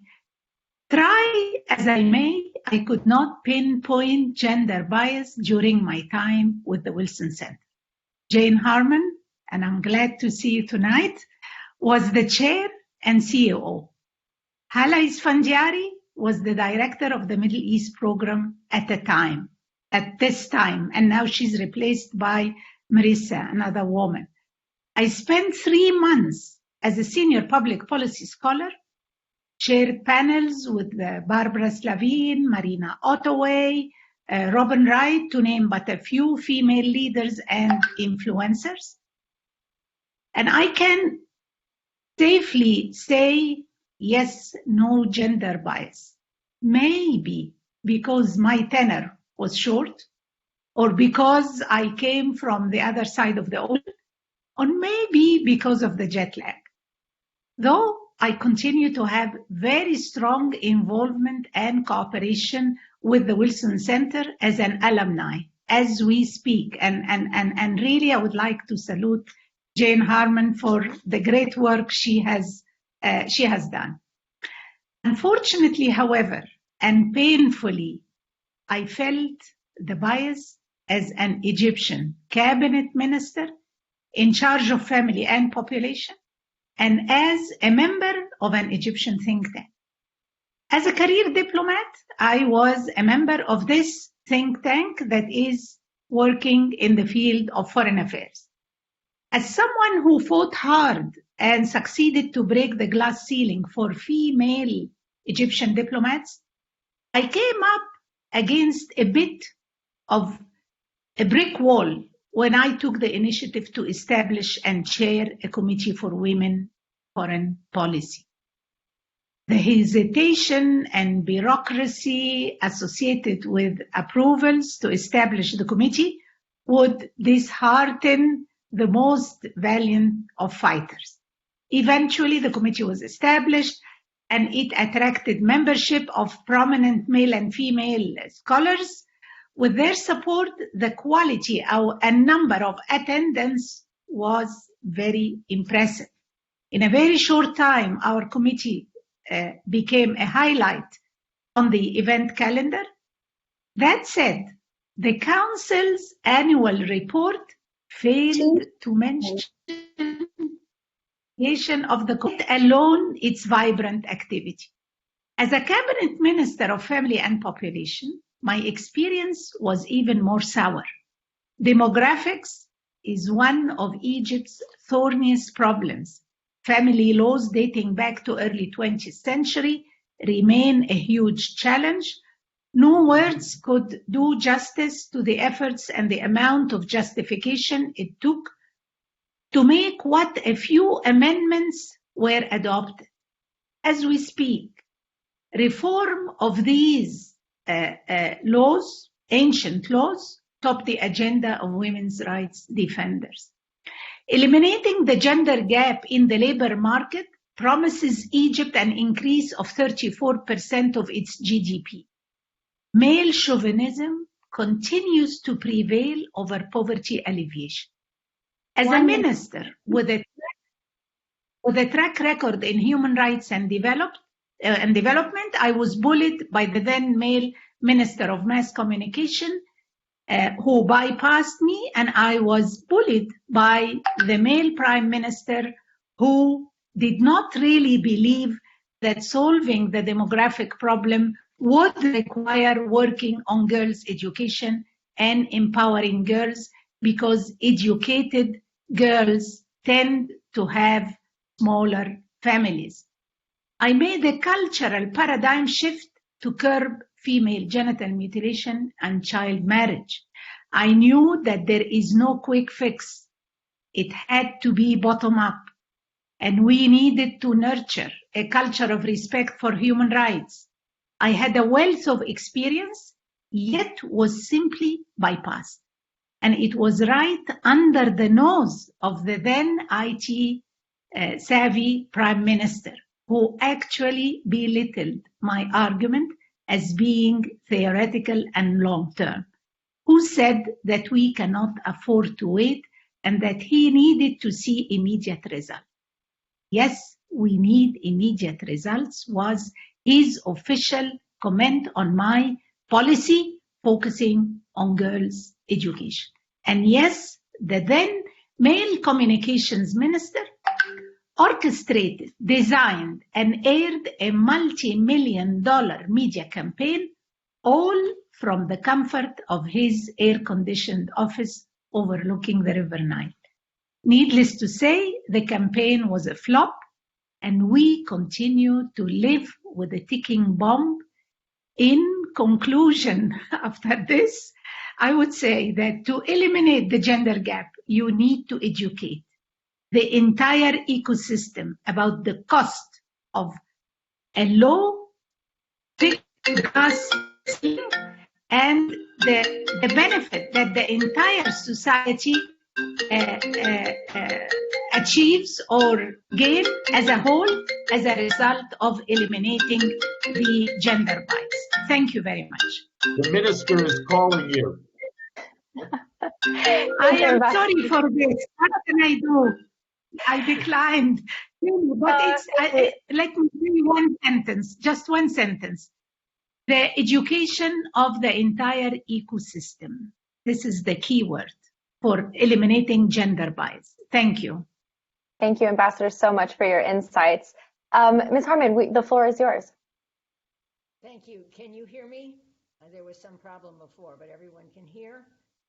Well, thank you very much. And thanks especially to my friend Jim McGann for a decade of support for the Wilson Center and for me. Jim, you have no idea how your entrepreneurship in the think tank space has helped so many people, women and men. And this conference is a good example of the kind of thing